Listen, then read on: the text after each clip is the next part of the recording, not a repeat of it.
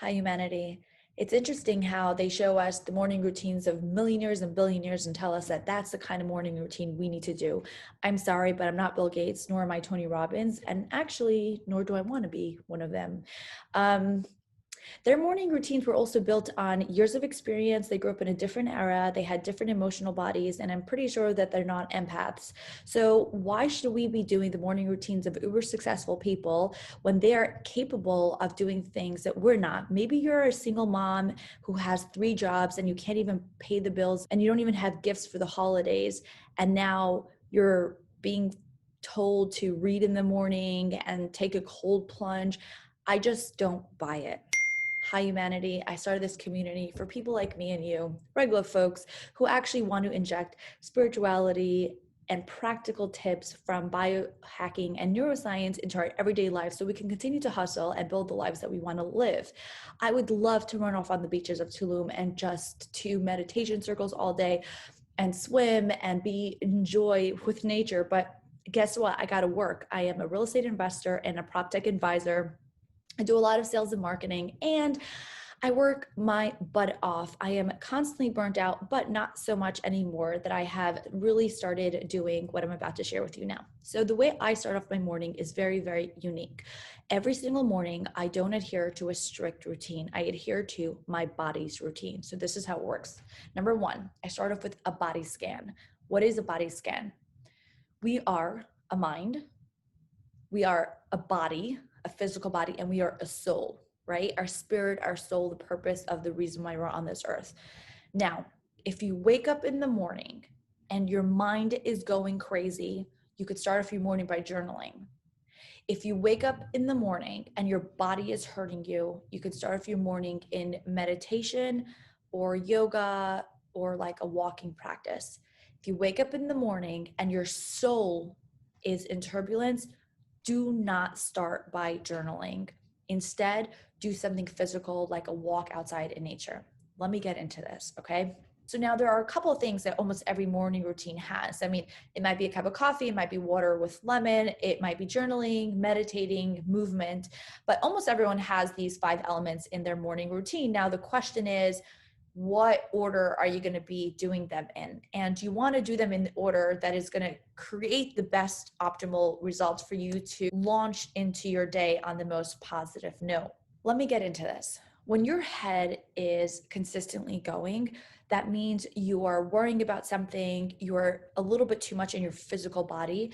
And the best thing that will help you get out of it is a quick reminder that we are spiritual bodies having a spiritual journey on this earth, and that our physical bodies are finite because one day we'll die at 120 years old, and our souls are going to go on for infinity. Our consciousness is going to forever exist.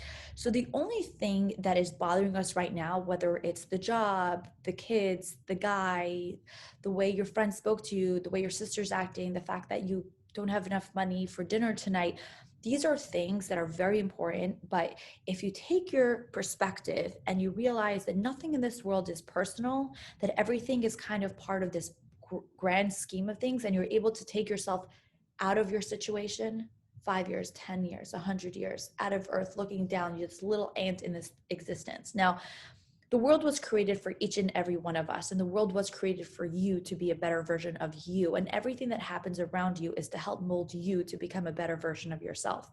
That is very, very true. But by taking this perspective, taking a step back, and kind of shifting the blame onto the universe. The reason that these problems are happening is because it's molding me. The reasons that my problems are here is to make me sharper and stronger like a diamond. The reason that that's why there's pressure. The reason why all of these obstacles are happening is making me better. So I'm going to do this. I'm going to kill this obstacle course and get better. Now, I'm not demeaning the fact that you might need to be in your pain. So if you feel the need to sit in it, I obviously give you permission to do whatever it is that you need to do, but I invite you to shift out of it. So when your brain is going a little bit haywire, I invite you to think these type of thoughts, shifting the blame onto the universe, that this was meant to be as a pressure cooker to create the diamond that you are, but journal on it, write on it. I journal almost every single morning, and I journal on it and write on it, and I'm able to get those thoughts out on the table. And then I always end my journaling with a future self journal, which is what I hope the day to end off on. So it's like I closed that deal and I did that thing and I had such a great time and it went so well and that phone call came through. And so you close off on that note, and that is a really good way to get your mind back into balance. Now, think that you're a marble and the marble is rolling down the hill. If the marble had too much heat on this side and it started melting, the marble would kind of look like a bean. And if it's a bean, it won't roll, right? It'll kind of get stuck and you can't walk, you can't do anything. You're not stabilized. So by being able to make sure that your mind, body, and soul is fully in alignment and coherence with each other is the best way that you can, first of all, manifest beyond time and space from the quantum realm, but also be able to make your movements as smooth as possible. So that's the way to get your head back on the table. Now, again, if any of these things don't resonate with you, feel free to do what works for you, because when people ask me, Chloe, what's the best modality? I say the modality that you're going to do consistently every single day. Now, let's talk about what happens when your soul is out of whack. When your soul is out of whack and you wake up in the morning and you do a body scan and your heart's hurting, like something isn't sitting right, maybe something somebody said to you, maybe your feelings, you're feeling the emotion, you're choked up, maybe it's your throat chakra that's choked up, your heart chakra, or maybe your belly hurts, which means that your third chakra is where your solar plexus, which is all about the I am powerful, it's your self-discipline, it's your boundaries with other people. So maybe somebody stepped over your boundaries and your stomach is hurting. It just doesn't feel right. What do you do at that point in your life, right? So my best advice is do not start off with journaling, because I notice when I'm in my feeling body and I go and I continue into my feeling body, I go down this deep dive rabbit hole, which doesn't allow me to really digest what's going on. If you think that you can journal for 2-3 minutes on it and that's it, and you'll be able to continue your day, then fine. But what I like to do is on those mornings, I like to make a cup of coffee, get to my desk, bang out like an hour of emails and like get moving. So I feel very accomplished. And then I take a break, I light a candle, I sage, grab some crystals that you feel you need, like your rose quartz is really good for your heart chakra, grab those, and then sit on it and say, okay, how is my heart feeling? How is my feelings? And many times with movement, right, which is emotion in motion, right? So a lot of times if you want to elevate your emotion, you got to be in emotion. And so before I do this, I did this really weird thing, which I'm not going to demonstrate, but I put on my headphones, I put in a song that I absolutely love. I'm like kind of crushing like Inner Bloom by Rufus Du Sol. And I listen to that and I do like this with my hands, like upwards, and I just jump, and I'm like this, going up, and I close my eyes and I just imagine myself lifting my frequency, lifting my spirit, lifting it up. And I don't know about you, but it actually made me break down in tears, and I just started crying so hard because, I'm getting like teary now, because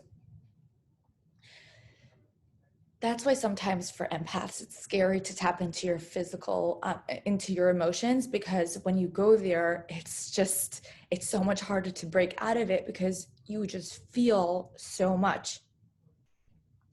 So I wouldn't start my morning routine doing this, because then the rest of the day I would be kind of crying and doing emotional work instead of getting actual work done that needs to get done. So let me get back to this in a second. Sorry about that. I just had to get my emotions in check. So again, when your soul's very much in turbulence and your feeling body is there, you do not want to keep going into your feelings, because it's almost like sticking your finger into an open wound. It's going to hurt more. So the best thing to do at that point is to elevate your emotions. Now, you can elevate your emotions in different ways. If you're type A personality like myself, accomplishing is best. So I grab a cup of coffee, I knock out some emails, and before you know it, I'm deep diving into a couple of deals and things are moving along and I feel great. And so then when I take a break at, let's say, noon, and I've been working since 8, I'm like, my mood and my emotions are elevated. And then I'm able to then say, okay, like, what am I feeling? How am I feeling this way? Then I can journal and then discuss my feelings and understand why I'm feeling a certain way. Or you can get into your body. So it depends on you. So for me, because I'm a workaholic, like working, or I'm not a workaholic, I don't identify as that, my bad. But by being a little bit more type A, when I accomplish things, I feel really good about it. So that elevates my emotion. But sometimes if you go for a run, that will elevate your emotion. If that elevates your emotion, then you go do that. Do not journal on those mornings that you're feeling that way. You could just got to move right away and then get into it later. Okay, so that was body, that was mind. We want to be cohesive. And then the last thing was, oh, we didn't talk about body. Sorry, we talked about mind and soul. So now for the body, this is the easiest one. I mean, if you wake up and your body's kind of achy and you're not feeling that great, you know, you can kind of scan your body and see where you're feeling it. Sometimes if you feel it like anxiety in your stomach, understand that that's not your body. That's like your chakra energy. And that's really your feeling body. It's your soul. It's not really, it's your energy, your chi. It's not your actual body, but sometimes it's your body. And so you can start off your morning with some yoga, some movement, some meditation, and that will really help center you. And then you're able to start off your day in that way. Now, as an empath, it doesn't mean that you have just empathy. An empath means that you feel other people's emotions very strongly. So when you feel things too much, I invite you to take a look at that emotion and identify if it's possible that it's somebody else's emotion and not yours. And then you can either take the crystal selenium, or what you could do is you can just do a prayer outward. God, creator of the universe, my spirit guides, or my highest self, I release any entities or any emotions that are not mine from my body. I am in full governance of my body, and I am in full control of who I am. I release anything that is attaching to me. I cut the cord, and I no longer have anything that is not meant for me on my journey to be attached to me and on me today. Amen. And then you kind of get rid of that. And you get rid of those emotions. And then I really want you to think about yourself like a light bulb. And the reason why I want you to think of yourself like a light bulb is because an empath has a lot of light to give, and you will attract a lot of succubines and energy vampires and narcissists and people that are not necessarily good because they can see it in us. And trust me, I have unfortunately loved two narcissists, and they were both extremely painful to get rid of. And many times I've defended them almost all the time because I thought that they were so nice and so good, until I stepped away enough and looked back and I was like, oh my God, these people are horrible. Anyways, you're a light bulb. And the reason why you're a light bulb is that there's glass encompassing your light, but your light is emanating outwards. You're warming the room. You're allowing somebody to come sit next to you and read a book. You are allowing someone to come next to you and warm their hands if they need warmth. Yes, you are here to share light. You're a love and light, right? But at the same time, there's glass surrounding you because you are containing yourself within your own boundaries, within your own making. And there is never a reason to ever break that glass, because if that glass ever breaks, it is your self-worth, your self-esteem that is going to seep outwards, because your boundary to yourself is your number one promise that you will take care of you, because you are a multitude of people and you need to promise yourself to take care of yourself through life. So wake up in the morning, and I hope you crush it. I hope this video was helpful, because this really changed my life, because I used to wake up every single morning and the first thing I would do was journal. And before you know it, I'm like deep into a book, writing, journaling, crying, allowing introspection. I mean, my favorite thing in the world to do is introspection, but then it would be like, 11 o'clock or 12 o'clock already. And I've been doing this since 8 a.m. And my body is so drained emotionally from all the work that I did, which is absolutely amazing. I prefer to do that work than any other work any day. But it also gets you in your emotions, into your feels. And sometimes you just need to step out. You need to get in motion. In motion. You need to get your energy in motion. You need to be happy. You need to be running around. Life is full of joy. Your soul is infinite. Your body is finite. So enjoy every day. Crunch that apple. Kiss that kid's face, lick that dog, just enjoy yourself. Like, life is meant to completely enjoy. Like, put your toes in the sand, look at that sunset, smell that rose, and I hope you have an amazing day. Namaste.